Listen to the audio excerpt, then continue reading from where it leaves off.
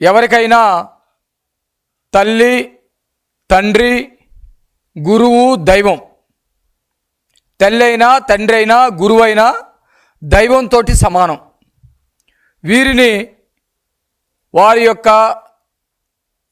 చదువు కోసమో, సంస్కారం కోసమో, విలువలుగా బ్రతకటం కోసమో, సమాజంలో ఉన్నతమైనటువంటి స్థానాలకి వెళ్ళటం కోసమో తల్లి, తండ్రి, గురువు, దైవాన్ని దైవంగా భావించి ముందుకెళ్తారు.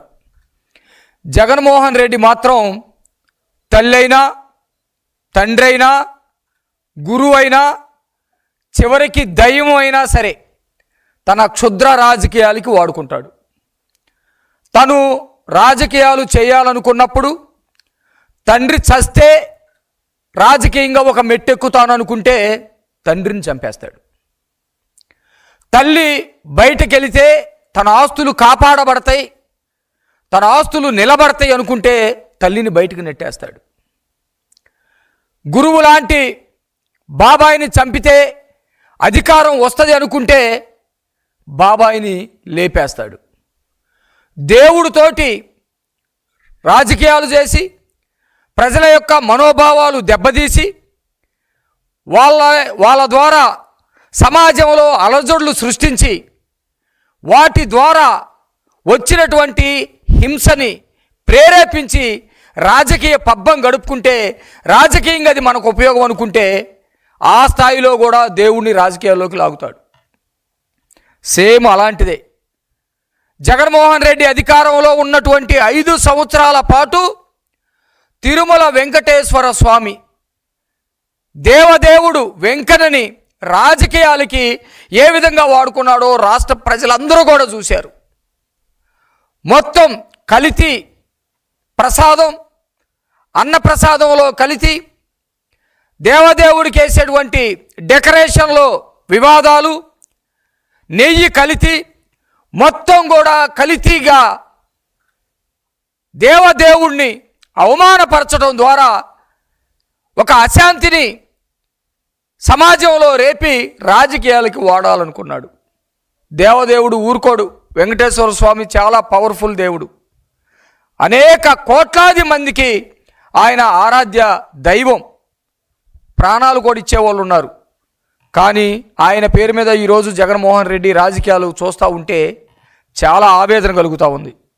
ముఖ్యంగా పరకాయమనికి సంబంధించినటువంటి విషయంలో నేను ఇందాకనే చెప్పాను, రాజకీయాల కోసం కుటుంబాన్ని ఏ విధంగా వాడుకున్నాడో ఈరోజు రాజకీయాల కోసం దేవుణ్ణి కూడా అదే విధంగా వాడుకునేటువంటి పరిస్థితి కనపడతా ఉంది. పరకాయమని సంబంధించినటువంటి దానిలో రవికుమార్ అనే అతను ప్రధానమైనటువంటి నిందితుడు. దాదాపు సంవత్సరాల కాలం పాటు అక్కడ డబ్బులు లెక్కించేటువంటి పని పేరు మీద స్వదేశీ మనీ, విదేశీ మనీ మొత్తాన్ని కూడా తీసుకొని వెళ్ళిపోతూ కోట్ల రూపాయలు, 100 కోట్లు, 1000 కోట్ల రూపాయలు సంపాదిస్తూ ఉన్నటువంటి పరిస్థితి అందరికీ తెలిసిందే. ఈ సంపాదన చేయటం, ఈ దొంగతనం చేయటం అనేది అక్కడ ఉన్నటువంటి చైర్మన్కి తెలియకుండా, అక్కడ ఉన్నటువంటి ఈవోకి తెలియకుండా జరుగుతుందా? ఇది ప్రశ్న. ఇక్కడ కనుక చూస్తే చాలా రకాలుగా పరిశీలన చేస్తే, విచారణ చేస్తే ఖచ్చితంగా రవికుమార్ అనే అతనితోటి ఈ దొంగతనాలన్నీ కూడా చేయించింది ఆనాటి TTD board chairman Karunakar Reddy, EO Dharma Reddy అనే సంగతి స్పష్టంగా అర్థమైపోయింది.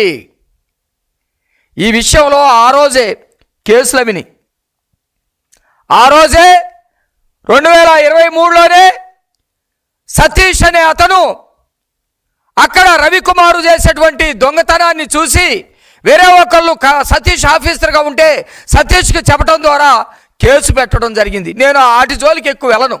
అవన్నీ కూడా ఈ 4 రోజుల నుంచి రాష్ట్ర ప్రజలందరూ కూడా చూస్తూ ఉన్నారు. కానీ ఈరోజు సంచలనం ఏంటంటే సతీష్ కుమార్ అత్యంత దారుణ హత్యకు గురైపోయాడు. ఎవరు చంపారు? ఎవరికి చంపాల్సిన అవసరం ఉంది? చంపి ఇది హత్య కాదు, ఆత్మహత్య అని చెప్పాల్సినటువంటి అవసరం ఎవరికి ఉంది? చాలా స్పష్టంగా మీరు కనుక చూస్తే సతీష్ కుమార్ అనే అతను చనిపోయాడు అనే వార్త ఈ రాష్ట్రంలో ఉన్నటువంటి ప్రజలకు కానీ లేకపోతే టీవీలు పేపర్లు చూసేటువంటి వాళ్ళకు కానీ సమాచారం అందింది సుమారు 11 గంటలప్పుడు. ఆ రోజున 11 గంటలప్పుడు అందరికీ తెలిసినటువంటి వార్త. కానీ సతీష్ కుమార్ చనిపోయినటువంటి టైము అంటే ఏ టైం అనేది ఇంకా ఎంక్వైరీ జరుగుతూ ఉంది. అక్కడ పలానా ట్రైన్లో ప్రయాణం చేస్తూ ఉన్నాడు కాబట్టి అక్కడ కోమలి స్టేషన్కి ఆ ట్రైను 2:30 టైము అర్ధరాత్రి ఆ టైంలో వస్తుంది కాబట్టి బాడీ ఆ కోమలి రైల్వే స్టేషన్లో ఉంది కాబట్టి ఆ 2:30 అప్పుడు చనిపోయి ఉండవచ్చు అని భావిస్తూ ఉన్నారు. అది ఒక వెర్షను. నేనేమంటా ఉన్నానంటే 11 గంటలప్పుడు సమాజానికి తెలిస్తే ఖచ్చితంగా వైసీపీకి సంబంధించినటువంటి అఫీషియల్ ట్విట్టర్లో 1 గంటకే సతీష్ కుమార్ ఆత్మహత్య చేసుకున్నాడు. పరకామణి కేసులో కీలక వ్యక్తి సతీష్ కుమార్ ఆత్మహత్య. ఎవరు చెప్పారండి? వీళ్ళకి ఆత్మహత్య అని ఎవరు చెప్పారు? ఈ అఫీషియల్ ట్విట్టర్ని నడిపేది ఎవరు? జగన్మోహన్ రెడ్డి. జగన్మోహన్ రెడ్డి ఆదేశాలు లేకుండా అఫీషియల్ ట్విట్టర్ పేజీలో ఎవరు కూడా పోస్ట్ పెట్టరు. వీళ్ళు 11 గంటల 10 నిమిషాల ప్రాంతంలో సతీష్ కుమార్ ఆత్మహత్య అని చెప్పేసి 1 గంట ప్రాంతంలో సతీష్ కుమార్ ఆత్మహత్య అని చెప్పేసి ట్విట్టర్ పేజీలో పెట్టారు. వీళ్ళకి ఎవరు చెప్పారు? 11 గంటల టైం వరకు ఎవరైతే సతీష్ కుమార్ ఉన్నారో సతీష్ కుమార్ కుటుంబ సభ్యులు అక్కడికి చేరుకోలేదు. నెంబర్ 1, పోలీసులు అక్కడికి చేరుకోలేదు. నెంబర్ 2, సిఐడి అధికారులు అక్కడికి చేరుకోలేదు. నెంబర్ 3, స్థానికులు మాత్రమే కొద్దిమంది చూశారు. ఈ స్థానికులు చూసినటువంటి ఈ సమాచారం ముందు పోలీస్ స్టేషన్కి వెళ్తుంది. పోలీసులు రావాలి. ఈ కేసు సిఐడిలో ఉంది కాబట్టి పోలీసులు సిఐడి వాళ్ళకి చెప్పాలి. సిఐడి వాళ్ళు రావాలి. అక్కడ పోస్ట్ మార్టం రిపోర్ట్కి పోవాలి. పోస్ట్ మార్టం రిపోర్ట్ రావాలి. పోస్ట్ మార్టం రిపోర్ట్ తర్వాత ఆలస్యం అయితే ఫోరెన్సిక్స్ వాళ్ళు రావాలి. ఫోరెన్సిక్స్ రిపోర్ట్ రావాలి. ఇవన్నీ రాకుండానే పరకాయమణి కేసులో కీలక వ్యక్తి సతీష్ కుమార్ ఆత్మహత్య అని ఎవరు చెప్పారు? అంటే సొసైటీలో సతీష్ కుమార్ ఆత్మహత్య చేసుకున్నాడు అనేది ఒక ప్రచారం చేయాలి. ఆత్మహత్యని ప్రచారం ఎందుకు చేయాలి అని అంటే ఇది వాళ్ళు చేశారు కాబట్టి అది అవతల మీద నెడితే ఆ ప్రచారం జరుగుతూ ఉంటుంది, అసలు విషయం పక్కన పడుతుందని.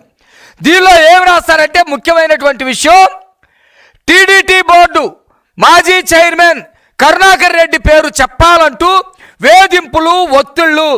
ఈ కేసును కరుణాకర్ రెడ్డి మెడకు చుట్టాలని పై స్థాయి నుండి ఆదేశాలు.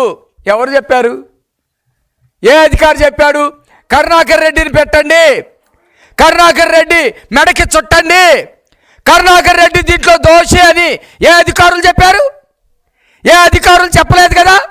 అంటే ఇది కరుణాకర్ రెడ్డి చేయించాడు కాబట్టి కరుణాకర్ రెడ్డి మెడకు చుట్టుకుంటుందని మీరు ముందుగానే ఎస్టిమేట్ చేశారు కాబట్టి ముందుగానే ఇలాంటి ప్రచారం కనుక పెడితే ఇది తప్పుడు ప్రచారం అనే వాదనని తీసుకెళ్ళవచ్చు అనేది మీ ఉద్దేశంగా చాలా స్పష్టంగా కనపడతా ఉంది.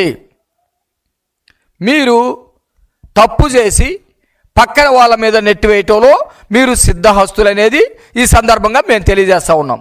ఎందుకంటే నేను వైఎస్ కాంగ్రెస్ పార్టీ జగన్మోహన్ రెడ్డి చేసినటువంటి మొత్తం నేరాల చిట్టం నేను తీయాలంటే దాదాపు సంవత్సరాల కాలం ఒక పెద్ద స్టోరీ చెప్పినట్టు చెబుతా ఉండగానే తరగనటువంటి స్టోరీ అది.